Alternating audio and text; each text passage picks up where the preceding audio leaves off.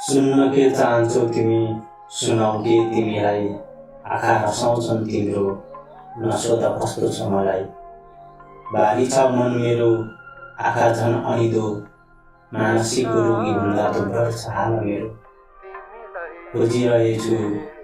तिमीलाई बाहिर भेटिन कतै मनभित्रै जो भन्छन् सबै डुब्न सकिन तिमीमा आइदेऊ कहीँ कतै भेट्न पाऊँ तिमीलाई सधैँ सधैँ राख्छु मनभित्रै तिमीलाई